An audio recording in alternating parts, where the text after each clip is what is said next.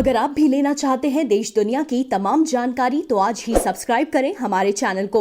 साथ ही नीचे दिए बेल आइकन को जरूर दबाएं ताकि हर अपडेट आप तक पहुंच सके। नमस्कार, मैं साक्षी न्यूज नाटक और आप सभी का स्वागत है। केंद्रीय कृषि कानूनों के विरोध में पंजाब के किसानों का एक गुट दिल्ली की ओर मार्च के लिए निकल पड़ा है। इस मार्च को हरियाणा पुलिस ने रोका तो किसान उग्र हो गए और जो पुलिस बैरिकेड थे उठाकर फेंक दिए। पुलिस ने पानी की बौछारें की तो राजनीतिक मुद्दा बन गया। कांग्रेस ने कह दिया कि इस भीषण ठंड में मोदी सरकार, खट्टर सरकार किसानों पर ठंडे पानी की बौछार करा रही है, ये तो अत्याचार है। लेकिन ये जो कांग्रेस ने कहा ये अत्याचार है, ये सब हो क्या रहा है जरा आपको समझाते हैं। अब पंजाब में जो सत्तारूढ़ पार्टी है उसका समर्थन हासिल है इस जो लोग आंदोलन कर रहे हैं, दिल्ली की ओर निकले हैं। अब ये जो समर्थन लेकर लोग निकले हैं, अब ये विरोध प्रदर्शन करने आ रहे हैं या कुछ और इनका उद्देश्य है, ये भी आपको समझाते हैं। ये जिन ट्रैक्टर ट्रॉलियों में आ रहे हैं इनमें राशन अच्छी खासी मात्रा में है कि हम दिल्ली में टिक कर जरा केंद्र सरकार के नाक में दम कर दें। दिल्ली में कोरोना वैसे ही फैला हुआ है। अगर हम देखें देश भर में सर्वाधिक आंकड़े दिल्ली से ही आ रहे हैं। ये लोग जो दिल्ली आ रहे हैं, जिनको दिल्ली भेजा जा रहा है कुछ राजनीतिज्ञों द्वारा, ये इन लोगों का जीवन भी खतरे में डाल रहे हैं। और जब दिल्ली से लौटेंगे पंजाब तो क्या पंजाब के लोगों का जीवन खतरे में नहीं डालेंगे? अगर इनमें से एक आदमी संक्रमित हो गया तो क्या ये संक्रमण लेकर पंजाब नहीं लौटेंगे? तो ये चीजें कुछ ऐसी हैं जो राजनीतिज्ञों को समझनी चाहिए। और आप देखिए कि दिल्ली के मुख्यमंत्री ने क्या कहा है। दिल्ली के मुख्यमंत्री ने भी आलोचना की है। दिल्ली के मुख्यमंत्री को तो बल्कि समझाना चाहिए कि आप दिल्ली ना आए इस समय, जब आप दूसरे लोगों को मना कर रहे हैं कि आप दिल्ली अभी जो बहुत जरूरी काम है तभी आप घर से निकलें। राजधानी में बहुत ज्यादा सतर्कता बरती जा रही है, तो ये सब चीजों को ध्यान रखें। तो मुख्यमंत्री को समझाना चाहिए पंजाब के किसानों को। और आम आदमी पार्टी का तो एक अच्छा खासा जनाधार भी है, लेकिन राजनीति का समय है तो राजनीति करने के लिए सब निकल पड़े हैं। किसानों को मोहरा बनाया जा रहा है। केंद्रीय कृषि कानूनों का समर्थन देश भर के किसानों ने किया है।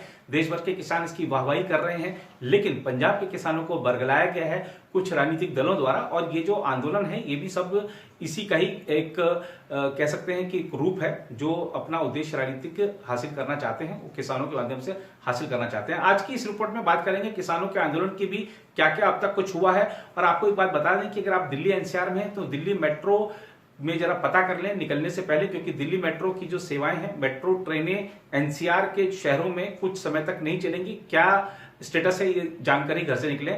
आज की इस रिपोर्ट में इस पर भी डिटेल में बात करेंगे। दिल्ली पुलिस ने क्या इंतजाम किए हैं इस पर भी बात करेंगे श्रमिक संगठनों के हड़ताल की भी, जिससे जो सार्वजनिक क्षेत्र की जो परिवहन सेवाएं हैं वो भी आंशिक रूप से प्रभावित हुई हैं, बैंकिंग सेवाएं भी आंशिक रूप से प्रभावित हुई हैं। क्या है पूरा मामला, इस पर विस्तृत तरीके से बात करेंगे। लेकिन सबसे पहले शुरुआत करते हैं किसानों के जो दिल्ली चलो मार्च की। हरियाणा पुलिस ने पंजाब के किसानों के एक समूह को तितर बितर करने के लिए पानी की बौछारें की और आंसू गैस का इस्तेमाल किया। ये किसान केंद्र के कृषि कानूनों के खिलाफ प्रस्तावित दिल्ली चलो मार्च के तहत कथित तौर पर पुलिस अवरोधक लांघ कर हरियाणा में दाखिल होने की कोशिश कर रहे थे।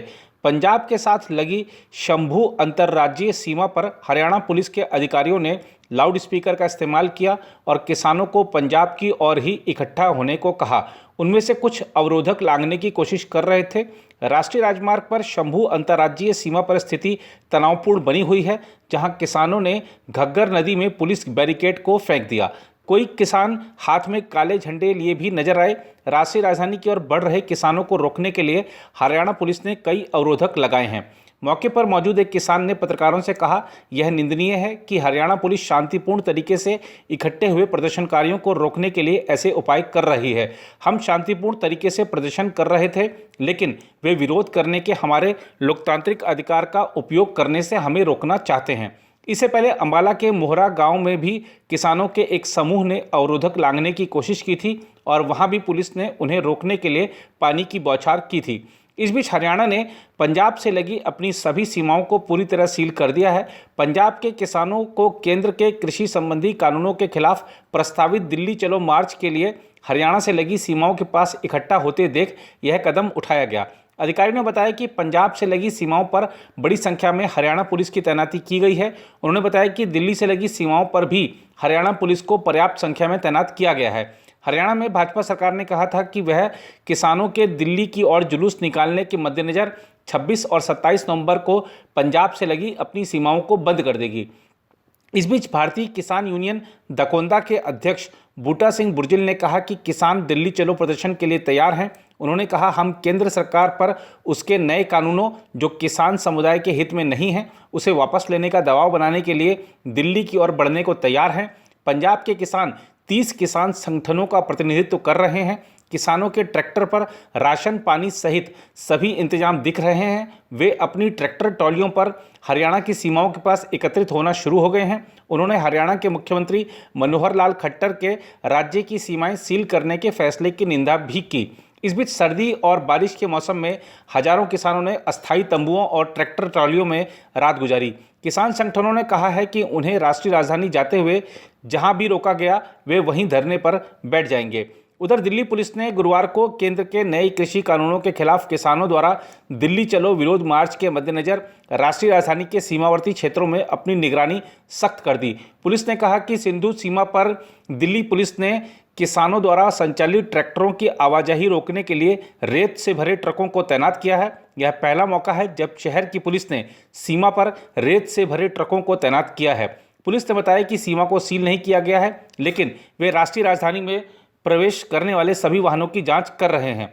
किसानों के मार्च को देखते हुए दिल्ली मेट्रो ट्रेनें गुरुवार को दोपहर 2 बजे तक पड़ोसी शहरों से राष्ट्रीय राजधानी की सीमाओं को पार नहीं करेंगी। दिल्ली मेट्रो रेल कॉरपोरेशन ने कहा कि इस अवधि में आनंद विहार से वैशाली और न्यू अशोक नगर से नोएडा सिटी सेंटर तक कोई मेट्रो सेवा उपलब्ध नहीं होगी।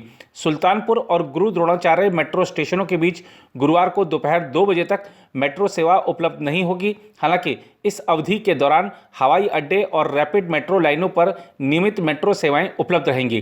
पुलिस ने ट्वीट कर कहा था कि शहर में ऐसी किसी भी सभा के लिए अनुरोध अस्वीकार कर दिए गए हैं।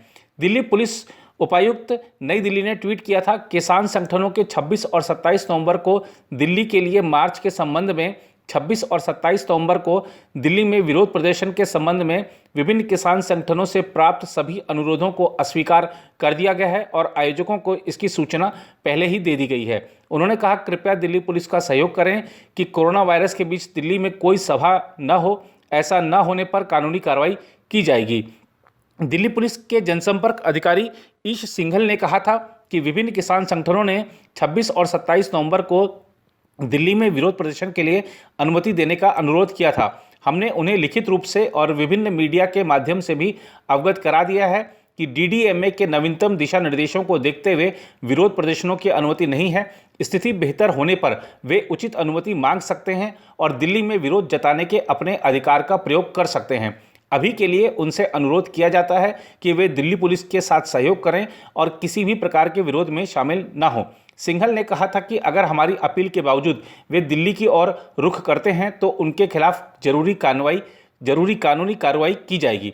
पुलिस उपायुक्त पूर्व जसमीत सिंह ने कहा, हमारा मुख्य ध्यान गाजीपुर सीमा, चिल्ला सीमा और डीएनडी पर होगा। वहां पहले से ही पुलिसकर्मियों की भारी तैनाती है और 24 घंटे जांच होगी। अर्धसैनिक बलों को भी तैनात किया गया है। पुलिस जिले की अन्य छोटी सीमाओं की भी जांच करेगी।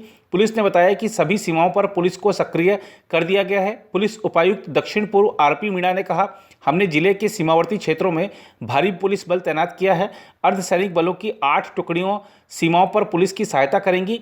अखिल भारतीय किसान संघर्ष समन्वय समिति, राष्ट्रीय किसान महासंघ और भारतीय किसान यूनियन के विभिन्न समूहों ने एक साथ मिलकर तीनों कृषि कानूनों को रद्द करने के लिए केंद्र सरकार पर दबाव बनाने के लिए संयुक्त किसान मोर्चा गठित किया है। मोर्चा के संचालन में समन्वय स्थापित करने के लिए 7 सदस्यीय कमेटी भी बनाई गई है। उधर विभिन्न केंद्रीय श्रमिक संगठनों की एक दिवसीय हड़ताल से गुरुवार को सार्वजनिक सेवाएं प्रभावित हुई। श्रमिक संगठनों के एक प्रतिनिधि ने कहा कि अभी तक तमिलनाडु और केरल सबसे अधिक प्रभावित हैं। श्रमिक संगठनों के दावे के अनुसार देश भर में विभिन्न क्षेत्रों के 25 करोड़ से अधिक श्रमिक व कर्मचारी हड़ताल में शामिल होंगे।